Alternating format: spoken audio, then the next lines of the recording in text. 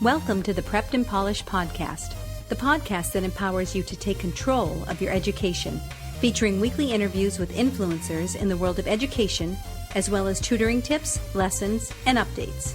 And now, here's your host. Hi everyone, and welcome to another Tutoring Tips episode of the Prepped and Polished podcast. This is Aaron Kahn of Prepped and Polished. Please be sure to check out our website at www.preppedandpolished.com. For information on tutoring, please call us at 781-753-9951 or chat with us instantly on our website. You can join the Prepped and Polished community on Facebook and on Twitter. Just search for Prepped and Polished. If you have any questions after the show, please ask us a question on the chat feature on our website. We love hearing from you. Now, let's get right into episode number 230, How to Self-Study for the ACT and SAT During Quarantine. Hi everyone, I hope you are all doing well and staying safe and healthy during these times, and are looking forward to either the end of the school year, if you haven't already finished up classes, and excited for the summer. Now, the summer is typically seen as a time to relax and enjoy the weather, but it is also an excellent time to get ahead of studying and preparing your college applications for the fall. And one of those is dealing with either the ACT or SAT. Now, for many of you, you have been dealing with quarantine life, and I hope that each and every one of you are able to stay safe and healthy during this time, and that you found a healthy balance of both screen time and time away from the computer and spending time with family. For many of you who are rising seniors, or even maybe some of you sophomores, I'm sure it has been a very testing time to try and schedule out either your respective ACT or SAT test. With all the cancellations that both the College Board and ACT organization have put forth, a lot of students are either looking to take the test this summer or in the fall. Now, for each and every one of you, it's important to consider how we can use our time in the summer to help prepare for the fall. Now, as of today, which is June 8th, the SAT has scheduled several tests for the fall and winter seasons. They have scheduled a test in August, September, October, November, and December. They are also possibly looking at scheduling a test in January if the need arises. Unfortunately, they have put forth any online or at-home testing to push back until 2021, as it is challenging for them to set up a testing center for either at home or online. In terms of both online and at-home testing, it is important to keep in mind that it's based on ability to have a computer screen in front of you for about 3 hours, which in my opinion is a lot of time to spend in front of a screen, especially considering the fact that you have to take a test for it. The ACT tests are slotted for June 13th, though many testing locations have been closed, as well as July test date, September, October, and December. There's still uncertainty if they will add additional official tests for the ACT. However, starting in September, students can choose how they want to take the ACT test, either online or on paper, if their testing center offers both options. For online testing, multiple choice scores and the ACT composite score will be reported as quickly as 2 business days after the test date. Now, this is something really important. 2 days after you take the test, you will get your scores. This allows students to retest as many times as needed, though these individual section retests have different times and question amounts based off of the ACT's website. If you want more particulars on that section breakdown, please go ahead and check out the ACT organization's website and take a look at their individual section tests, as well as their intro videos about both results in 2 days' time, online testing center locations, and any other questions you may have about the test come September. Now, it is my understanding that the individual section test retakes can only occur after you take the test officially in its entirety. So if you're signed up for the July test or signed up for the September test, you can take that ACT full length and take individual section tests after that.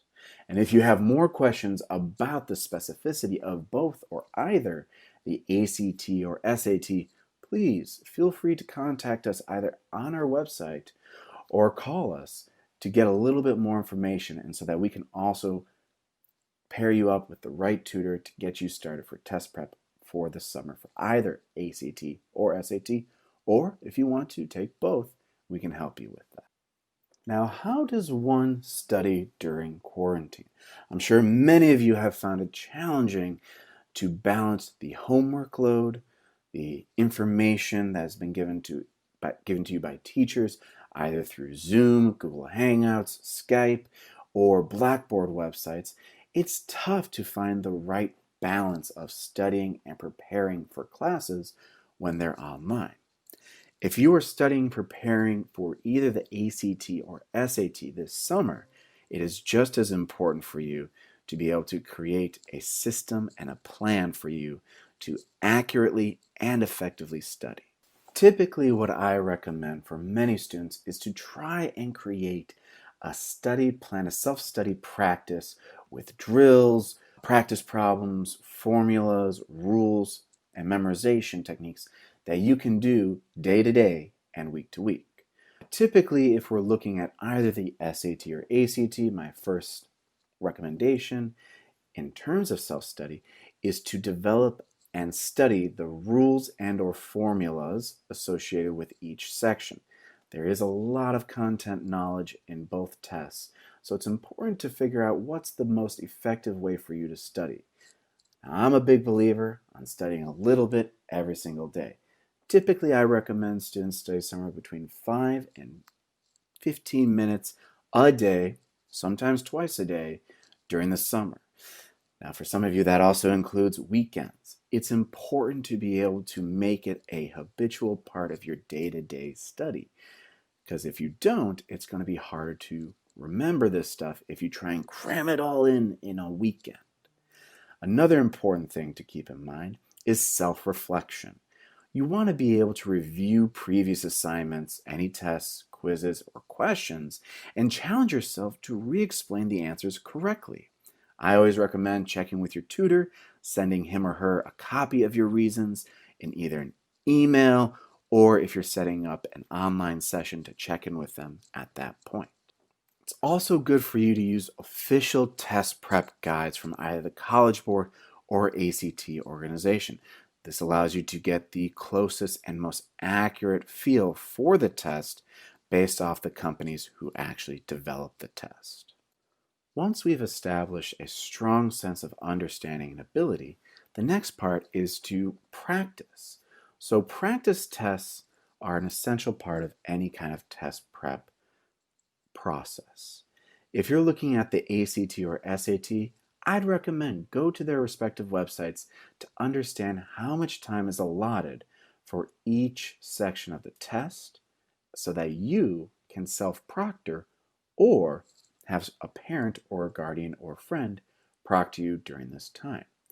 If you have any kind of accommodations or extra time on the test, please reach out to us at preppedandpolished.com so that we can help pair you with the right tutor and give you that information so that you can most accurately and effectively time yourself for these practice tests.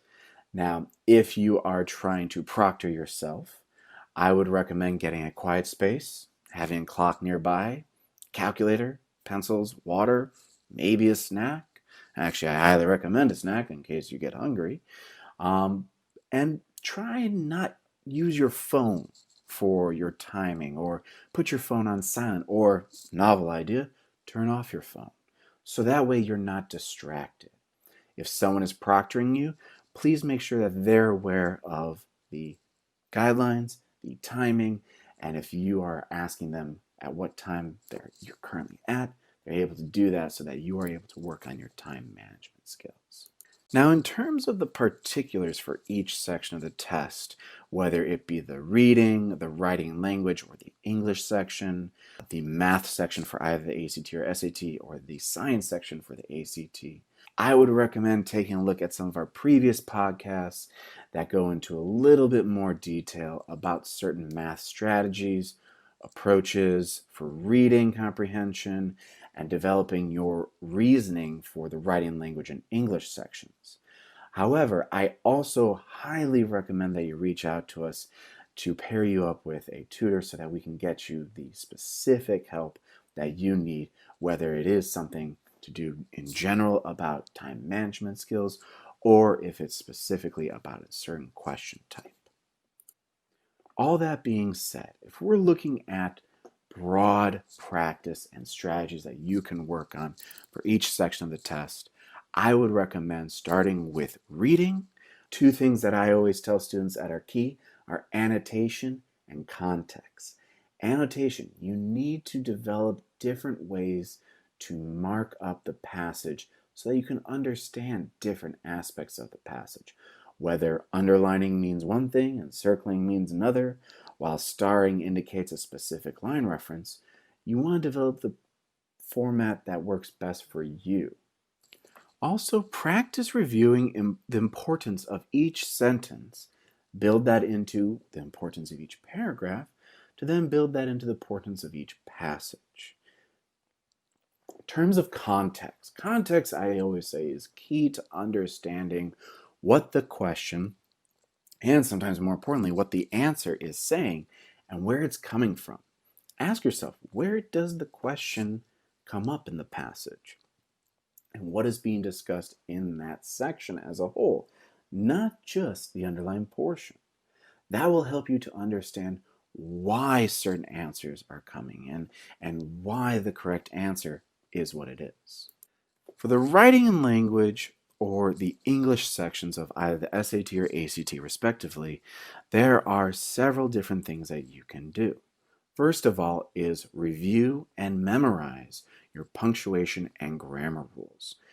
There are a lot of questions on both tests about these, and you need to know them like the back of your hand. So you have now time to really review practice problems, either from official test prep books, if you're working with us at Prepped and Polished, we have our own material, or online, review and understand why these are the answers, and create a study guide on those rules that you find the most challenging. Similarly, in terms of rhetoric, you want to be able to understand logically, why does this work? Why should the author add, delete, or replace this information? Again, utilize the College Board or the ACT book for practice problems, or contact us or your tutor to get more practice.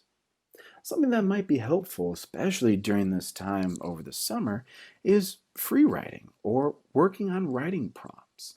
I always find that practice makes perfect. So if I'm learning certain punctuation or grammar rules, I try and write out essays. I know, you guys don't like the idea of essay writing over the summer. But if it helps me to better understand these rules, then I need to do it because I want to do well in my ACT or SAT test.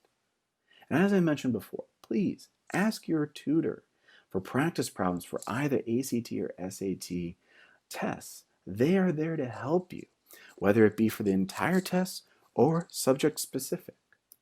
Finally, in terms of math strategies, I mentioned back in podcast episode number, I believe, 225, about creating a formula page or flashcard.